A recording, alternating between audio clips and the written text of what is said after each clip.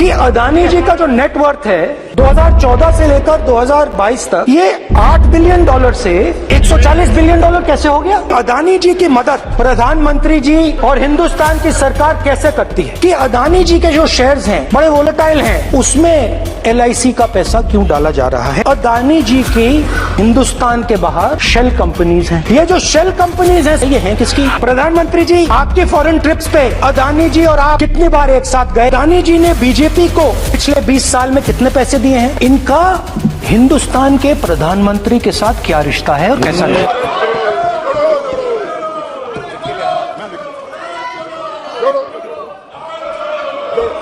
Speaker sir, thank you for allowing me to speak on the President's address. It's an honor for me to be able to speak at this house today.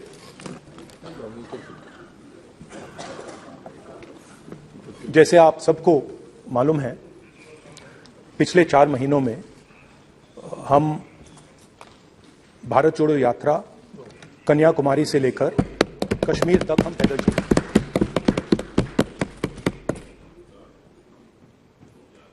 3,600 kilometre तकरीबन, और इस यात्रा पे बहुत कुछ सीखने को मिला।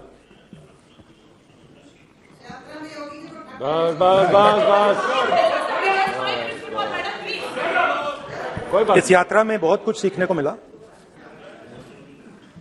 और जो जनता की आवाज, हिंदुस्तान की आवाज है, उसको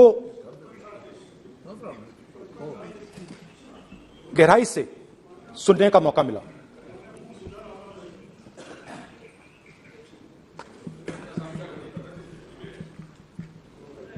शुरुआत में, यात्रा की शुरुआत में मैंने सोचा था कि 3,500 किलोमीटर चलने हैं और मुश्किल है मगर किया जा सकता है। आप भी राजनेता हो, हम भी राजनेता हैं, हाँ सेवक कह लीजिए। और नॉर्मली आजकल की राजनीति में जो हमारी पुराना ट्रेडिशन था पैदल चलने का, वो आजकल हम सब लोग, हम भी आप भी, उस ट्रेडिशन को शायद भूल गए या उसका हम पालन नहीं करते। मैं भी उसमें शामिल था, आप भी उसमें शामिल हैं। हम सब, कोई गाड़ी में जाता है, कोई हवाई जहाज में जाता है, कोई हेलीकॉप्टर में जाता है, मगर पैदल कम चलते हैं।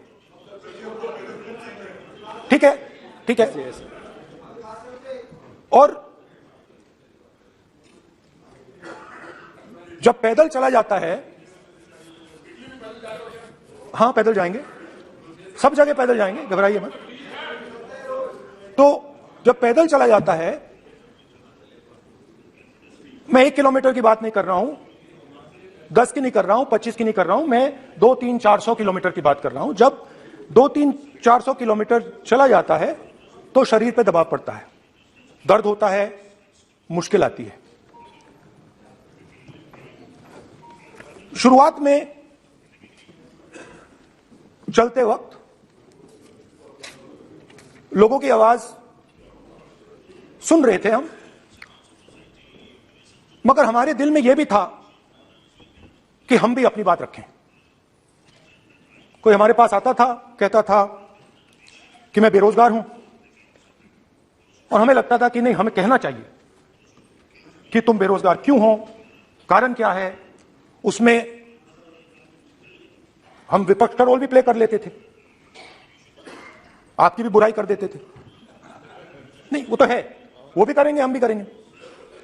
मगर थोड़ी देर चलने के बाद एक बदलाव आया, और जो हमारी आवाज थी, जो ये डिजायर था बोलने का कि भैया बेरोजगारी इसलिए है, महंगाई इसलिए है, वो बिल्कुल बंद हो गई। क्योंकि हमने इतने लोगों से बात की, मतलब हजारों लोगों से बात की, बच्चों से, बुजुर्गों से, महिलाओं से, माताओं से, बहनों से कि थोड़ी देर बाद ये बिल्कुल आवाज बंद हो गई और फिर हम गहराई से, और मैं खुल के कह सकता हूं, मैंने तो अपनी जिंदगी में इस प्रकार से कभी पहले सुना ही नहीं था। क्योंकि हम सब में थोड़ा सा अहंकार होता है कि हम ही बता दें, अपनी बात रख दें।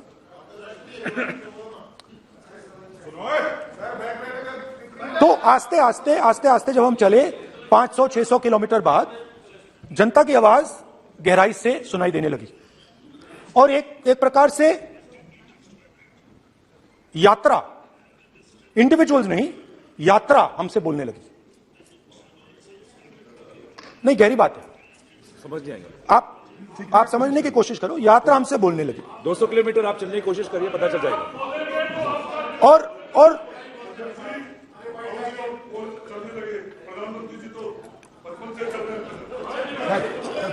वो चाय बेचने इसलिए जाते थे। तो यात्रा बोलने लगी।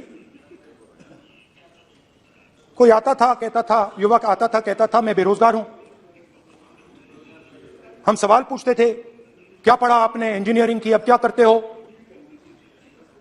कोई कहता था मैं बेरोजगार हूं, कोई कहता था मैं उबर चलाता हूं, कोई कहता था मैं मजदूरी करता हूं। किसान आए हजारों। प्रधानमंत्री बीमा योजना की बात की कि हम पैसा भरते हैं, तूफान आता है, आंधी आती है, पैसा गायब हो जाता है। किसानों ने यह भी कहा कि हमारी जमीन छीन ली जाती है, हमें सही रेट नहीं मिलता, जमीन अधिग्रहण बिल जो था वो लागू नहीं होता।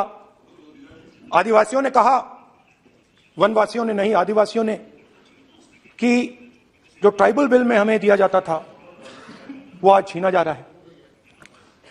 तो बहुत सारी चीजें हमको सुनने को मिली, मगर मेन थ्रस्ट, अगर मैं कहूं, मेन थ्रस्ट बेरोजगारी, महंगाई और किसान। उसमें एमएसपी थी, उसमें बीज की समस्या थी, किसान बिल की समस्या थी। अच्छा, अग्निवीर की भी बात की लोगों ने। आपने अभी बोला कि अग्निवीर देश को फायदा पहुंचाएगा, मगर हिंदुस्तान का युवा जो 4 बजे दौड़ता है, आर्मी में भर्ती होने के लिए दौड़ता है, वो आपकी बात से सहमत नहीं है। उनने हमसे कहा कि पहले हमें 15 साल की सर्विस मिलती थी, पेंशन मिलती थी, अब 4 साल के बाद हमें निकाल दिया जाएगा, कुछ नहीं मिलेगा, पेंशन नहीं मिलेगी। सीनियर ऑफिसर्स ने कहा कि हमें तो लगता है कि ये जो अग्निवीर योजना है ये आर्मी के अंदर से नहीं आई, ये कहीं और से आई है, ये आरएसएस से आई है, होम मिनिस्ट्री से आई है। ये सीनियर आर्मी के लोगों ने कहा है, मैं नहीं कह रहा हूं, कि हमें लगता है कि ये आर्मी के ऊपर ये योजना थोपी गई है और ये आर्मी को कमजोर करेगी। आर्मी के जनरल्स ने हमें कहा, जो रिटायर्ड हैं, उन्होंने हमें कहा, राहुल जी, हजारों लोगों को हम हथियार की ट्रेनिंग दे रहे हैं और फिर थोड़ी देर बाद उनको समाज में डाल रहे हैं। बेरोजगारी है, समाज में हिंसा बढ़ेगी। तो उनके मन में था कि ये जो अग्निवीर योजना जो है ये आर्मी के अंदर से नहीं आई है। और मुझे नाम भी बताया कि अजीत डोभाल जी ने ये योजना आर्मी पे थोपी है। क्यों नहीं ले सकते? बिल्कुल ले सकते, पार्लियामेंट में थोड़ी है वो। क्यों नहीं ले सकते? क्या बात कर रहे हैं? सवाल ये तर्क है, बाद में अडानी के लिए भी यही बोलने वाले हैं, फिर ये तर्क है इनका।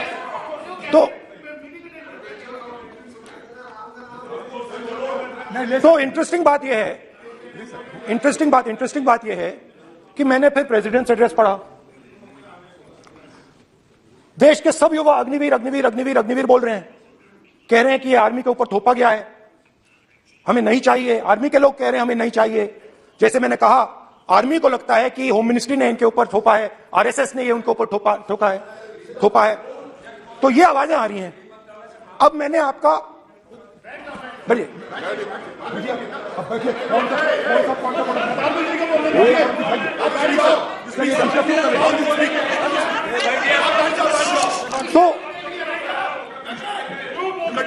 तो एक फर्क, ये थोड़ा पानी ले आओ मैंने पानी, तो मुझे एक फर्क दिखा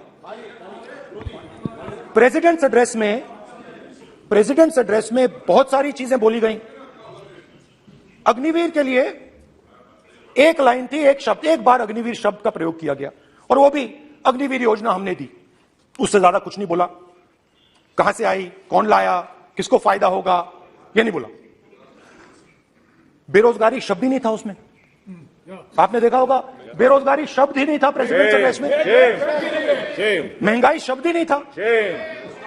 तो जो यात्रा में हमें सुनने को मिला, अग्निवीर, महंगाई, किसान, बेरोजगारी, प्रेसिडेंट एड्रेस में था ही नहीं। तो ये मुझे थोड़ा अजीब लगा कि जनता कुछ कह रही है और प्रेसिडेंट एड्रेस में कुछ और सुनाई दे रहा है। अच्छा, एक और चीज हमें बताई गई, तमिलनाडु से लेकर केरला, महाराष्ट्र, मध्य प्रदेश, सब जगह एक नाम सब जगह हमें सुनने को मिला, अदानी। यह नाम पूरे हिंदुस्तान में, केरल में, तमिलनाडु में, महाराष्ट्र, कर्नाटका, हिमाचल, कश्मीर, सब जगह अदानी अदानी अदानी अदानी अदानी। और ये नाम नहीं, और इस नाम के बारे में जब लोग बोलते थे मुझसे, तो 2-3 सवाल पूछते थे। ये पूछते थे कि ये जो अदानी जी हैं, ये किसी भी बिजनेस में घुस जाता है, ये सफलता प्राप्त कर जाता है, ये कभी फेल नहीं होता। और युवाओं ने मुझसे यह सवाल पूछा कि भाई ये हो क्या रहा है, हम भी सीखना चाहते हैं। मोदी जी ने कहा स्टार्टअप करो, हम भी अदानी जी जैसे बनना चाहते हैं, तो भैया किसी भी बिजनेस में घुस जाओ और एकदम सक्सेस हो जाए। यह पहला सवाल था। दूसरा सवाल था कि ये अदानी जी हैं, ये किसी भी बिजनेस में घुस जाते हैं। पहले ये 1-2 बिजनेस करते थे, अब ये 8-10 सेक्टर्स में काम करते हैं। Airports, data centres, cement, solar energy, wind energy, aerospace and defence, consumer finance, renewables, media. तो उन्होंने मुझसे पूछा कि राहुल जी, हाँ बेटे, हाँ धन्यवाद। पोर्ट्स की बात भी थी,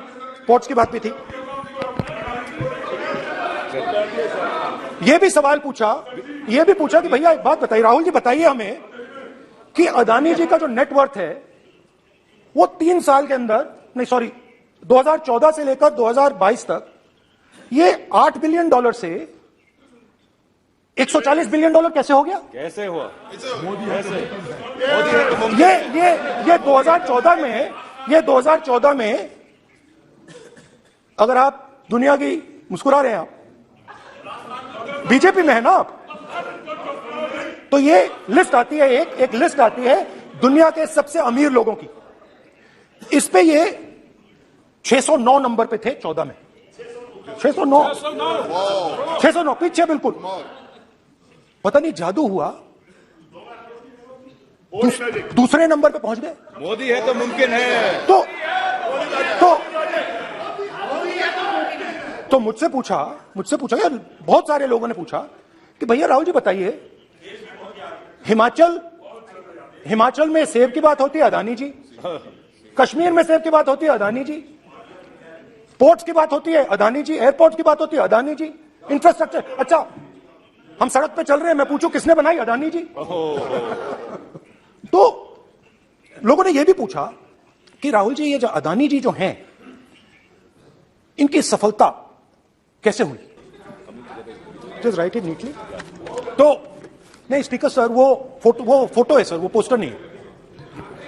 आप वरिष्ठ सदस्य हैं। मैंने कहा कि 2014 में वो 609 नंबर पे थे, कुछ ही सालों में वो दूसरे नंबर पे पहुंच गए। कैसे पहुंचे? मैं आपको, बहुत सारी इंडस्ट्रीज में काम करते हैं, मैं आपको 2-3 इंडस्ट्रीज का उदाहरण दे देता हूं। एयरपोर्ट इंडस्ट्री की बात, एयरपोर्ट्स की बात करते हैं।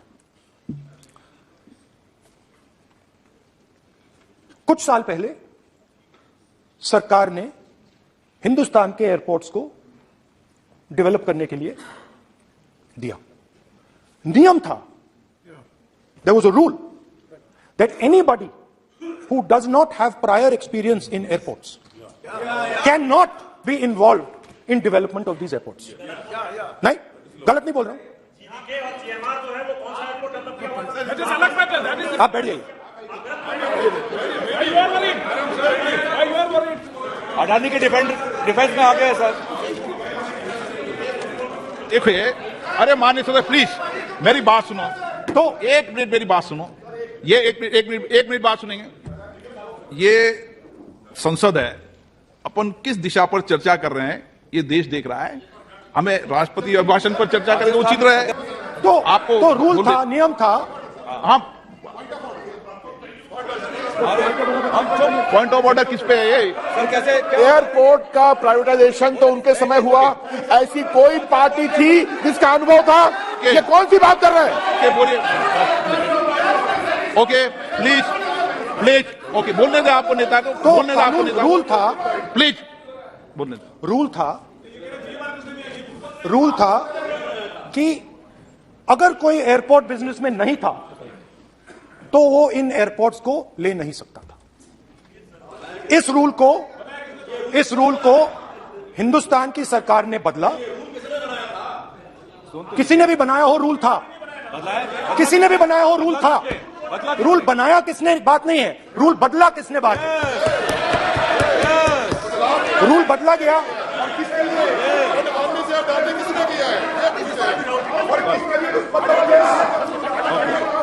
रूल बदला गया।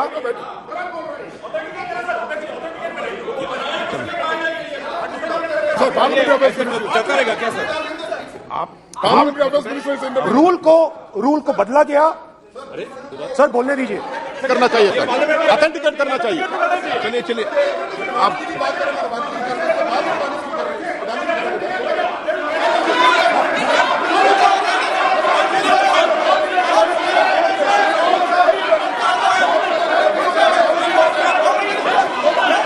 रूल बदला गया सर। स्पीकर सर,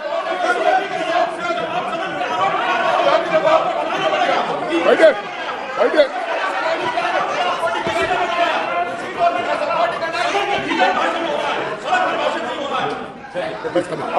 तो ये रूल बदला गया।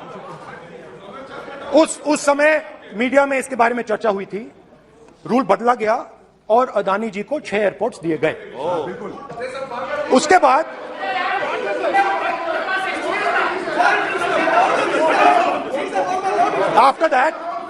after that India's most strategic profitable airport, Mumbai airport, was taken away by GVK, hijacked by using the agencies. The agencies को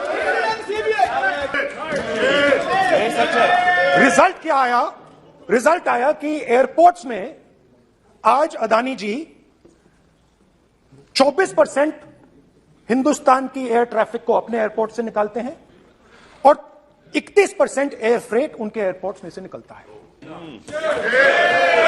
तो बताइए, बोलिए विधि मंत्री। ये जो सर ये हाउस में सर ये बोल रहे तुमको ज्ञान बांट रहे, बैठ जाओ।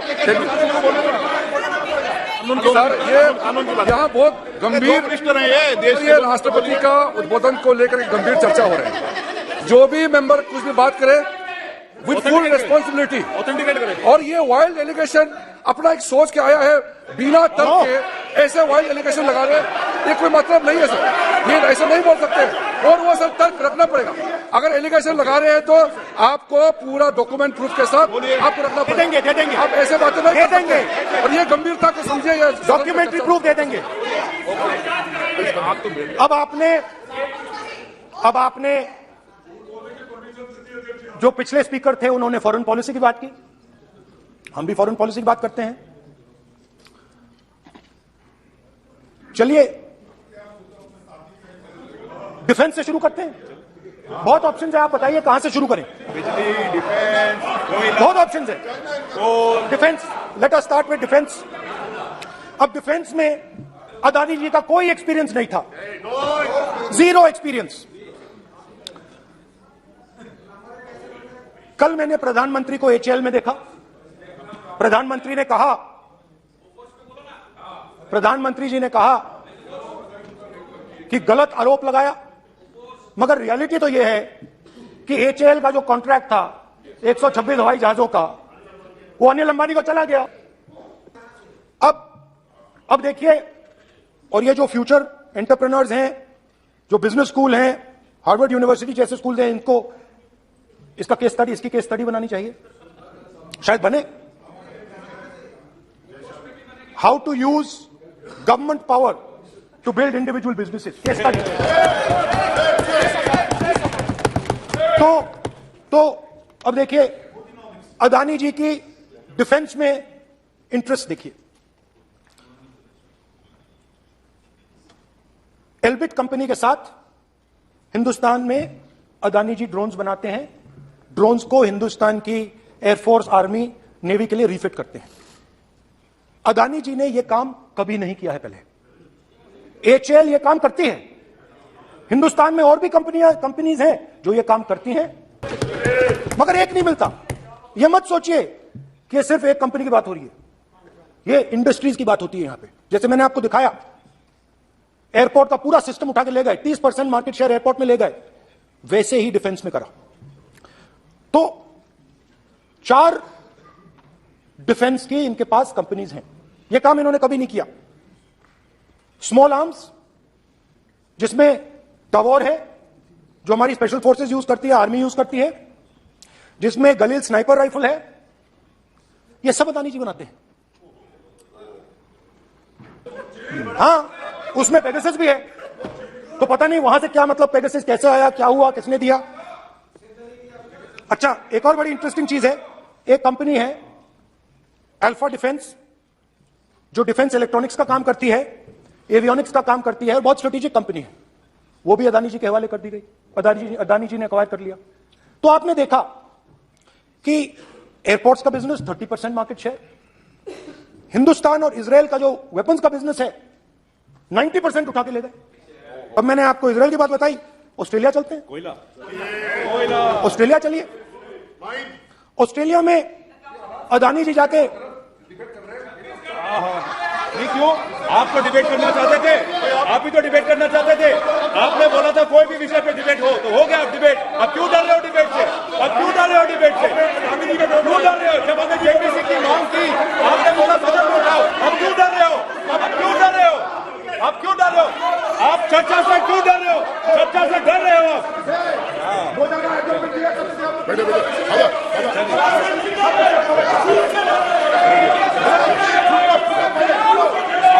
अब सुनना पड़ेगा, अब सुनना पड़ेगा, अब सुनना पड़ेगा। ऑस्ट्रेलिया जाते हैं प्रधानमंत्री, ऑस्ट्रेलिया जाते हैं प्रधानमंत्री, ऑस्ट्रेलिया जाते हैं।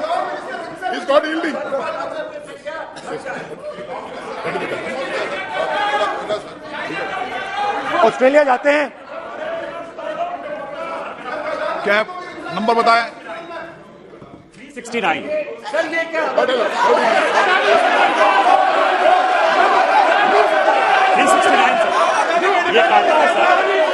एक पेपर और document to be laid on the table shall be duly देखिए पूरा सरकार इन्होंने सर, मैं इनको चैलेंज करता हूं कि जीएमआर और जीबीके उसको कब एयरपोर्ट का जो है संचालन का अधिकार था और कौन सा रूल है वो कोट करें सर। किस रोल के आधार पर ये इनको मैं चैलेंज करता हूं, पूरी कांग्रेस पार्टी को चैलेंज करता हूं कि जीएमआर और जीवीके को कौन सा एयरपोर्ट चलाने का लाइसेंस जब दिया तो उनको उसका नॉलेज था। मैं चैलेंज करता हूं पूरी कांग्रेस पार्टी को। जब इन्होंने बिरला को बनाने का दिया, डालमिया को बनाने का दिया, टाटा को बनाने का दिया लाइसेंस, उस वक्त उनको कौन सा मोटर चलाने का अधिकार था सर? ये गलत बयानी कर रहे हैं। मेरा ये कहना है कि आप एलिगेशन प्रधानमंत्री को ऊपर लगा रहे हैं, आप पेपर दीजिए और कौन सा रूल भारत सरकार ने चेंज किया एयरपोर्ट में अडानी के लिए वो ऑथेंटिकेट कीजिए, नहीं तो इस तरह की बात नहीं कर सकते।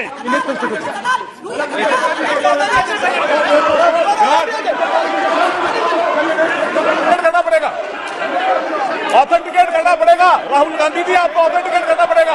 आप ऐसा नहीं बोल सकते हवा में, आप हवा में बोल रहे हो और प्रधानमंत्री जी पर आरोप लगा रहे हो। आपको ऑथेंटिकेट करना ही पड़ेगा।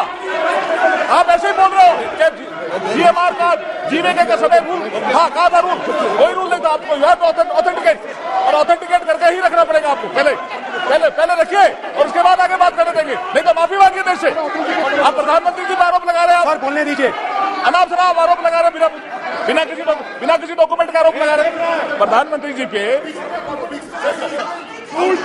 रूल 353 सर, रूल 353 दिया है sir, no allegation of defamatory और incriminatory nature shall be made unless you have given notice. छोड़िए, वो तो प्रधानमंत्री के खिलाफ एलिगेशन लगा रहे हैं बिना नोटिस दिए, बिना कोई डॉक्यूमेंट दिए। सर ये रिकॉर्ड पर नहीं आना चाहिए सर, ये बिल्कुल रूल का उल्लंघन है। और क्या क्या बातें वो कह रहे हैं सर, मैं उसको रिपीट नहीं करना। Reckless allegation, baseless allegation, in violation of rules, sir ये स्वीकार नहीं होना चाहिए। ओके सर, एक सब बैठिए। ऑस्ट्रेलिया पीएम जाते प्लीज हैं। बैठिए, आप प्लीज बैठिए, वरिष्ठ वकील साहब बैठिए। ऑस्ट्रेलिया जाते हैं। एक मिनट राहुल जी, एक मिनट। नियम 369 भी मैंने देखा है, 333 भी देखा है। मेरा आग्रह है, सदन भारत की संसद है, हम एक विषय पर सारी राष्ट्रपति की चर्चा लगाएं, ये उचित है क्या? फिर आपको बोलना बोले नहीं, स्पीकर गलत तरीका है। राहुल गांधी जी, आप बोल नहीं, गलत तरीका है। क्या देश को संदेश देना चाहते हैं आप?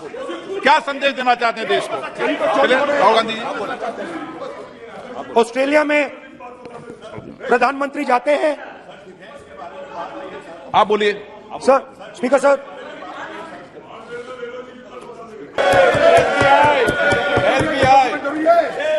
सर इसका भी डॉक्यूमेंट जरूरी है क्या, बताओ। मोदी जी, आपका सरकारी बात है। Sadyr please. उसके बाद मैं उदाहरण दे रहा हूं, पूरी दुनिया में मोदी जी जाते हैं, घूमते हैं, तो मैं बता देता हूं क्या होता है वहां पे। बांग्लादेश में गए, हाँ काम पे ही जा रहे हैं, वही तो बोल रहा हूं, काम पे जा रहे हैं। बांग्लादेश जाते हैं तो ये रही आपकी फॉरेन पॉलिसी। ये हिंदुस्तान की फॉरेन पॉलिसी नहीं है। अब यात्रा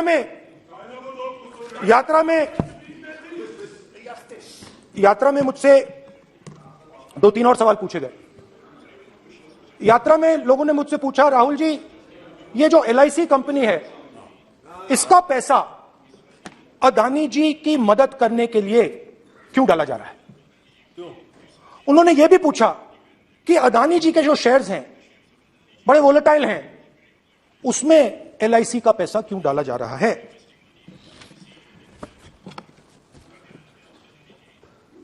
हजारों करोड़ रुपए हिंदुस्तान के पब्लिक सेक्टर बैंक्स अदानी जी को मिलता है। 27,000 करोड़ रुपए SBI, PNB 7,000 crore, bank of Baroda 5,500 crore, ये मैं लिस्ट चलती जाएगी।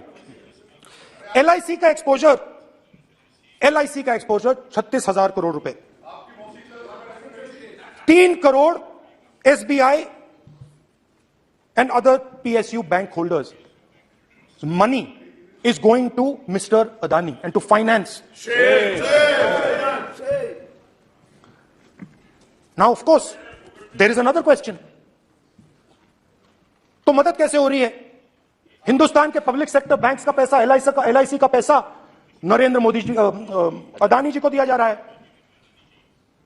अगर कोई सामने खड़ा हो जाता है, जैसे जीवी के लोग खड़े हुए, ED, CBI एजेंसीज आ जाती हैं, उनको परे कर देती हैं। तेलंगाना में भी एक पोर्ट का उदाहरण था, आंध्रा, सॉरी।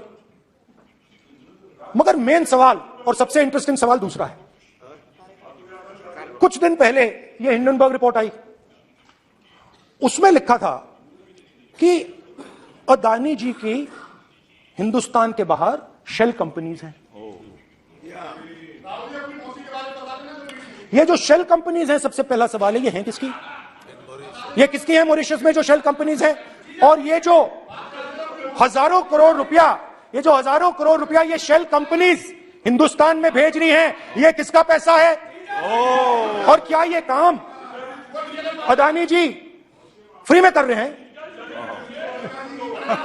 अब मैं ये सवाल क्यों पूछ रहा हूं? क्योंकि अदानी जी स्ट्रेटेजिक बिजनेसेस में काम करते हैं। अदानी जी हिंदुस्तान के पोर्ट्स को डोमिनेट करते हैं।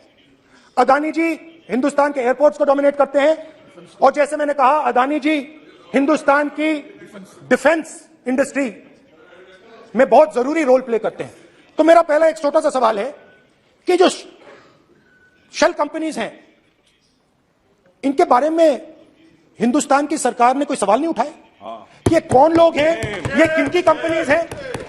ये स्ट्रेटेजिक मामला है, पोर्ट्स का मामला है, एयरपोर्ट्स का मामला है, डिफेंस का मामला है। और जो कंपनी इन स्ट्रेटेजिक एरियाज में काम कर रही है, उनके बारे में आपको मालूम ही नहीं। ये नेशनल सिक्योरिटी का मुद्दा है, आपको मालूम ही नहीं कि ये शेल कंपनीज किसकी हैं, कितना पैसा आ रहा है, किसका पैसा आ रहा है। तो एक बहुत बड़ा सवाल है, ये पैसा किसका है? ये शेल कंपनीज किसकी हैं? और ये हिंदुस्तान की सरकार की जिम्मेदारी है ये पता लगाना ये किसकी शेल कंपनीज है और ये किसका पैसा अंदर आ रहा है। JPC, we want JPC. We want JPC.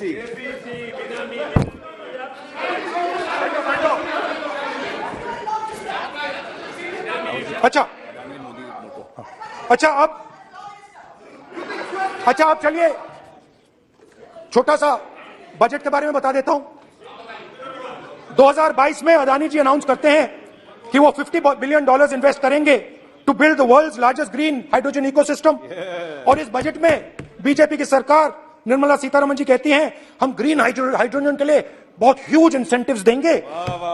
19,700 crore रुपए हम ग्रीन हाइड्रोजन के लिए देंगे, मतलब अदानी जी को देंगे।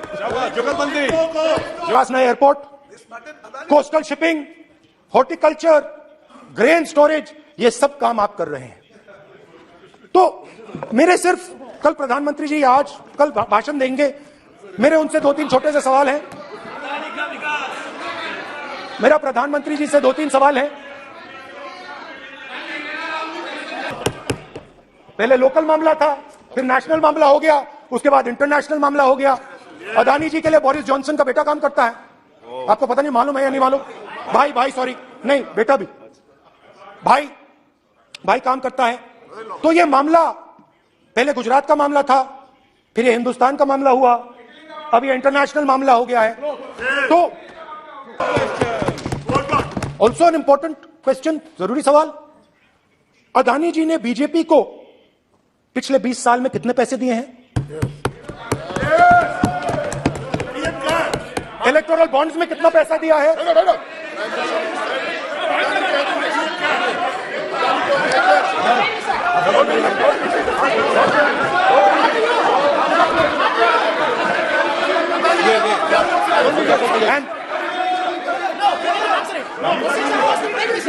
Question opposed to prime minister please. Sir खत्म करने दीजिए सर। कंक्लूडिंग। और बहुत सुंदर तरीके से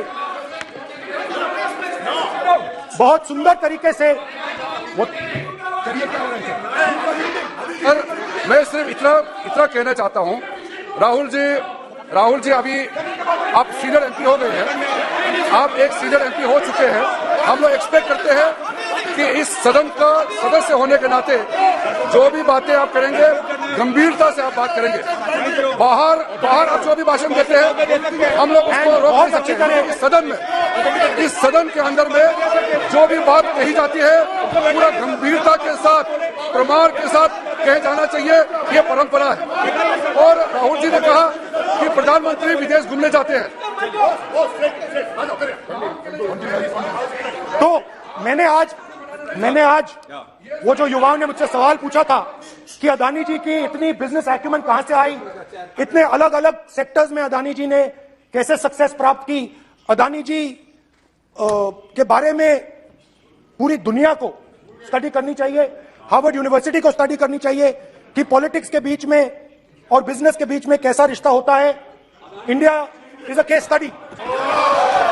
नाउ बहुत अच्छी तरह बीजेपी के जो पिछले स्पीकर थे उन्होंने मेरे भाषण को इंकैप्सुलेट किया मेरे लिए बहुत अच्छी तरह। आपने जो मैं सोच रहा था आपने उससे और भी अच्छी तरीके से बोल दिया। Coming together is a beginning, keeping together is progress, working together is success. Thank you.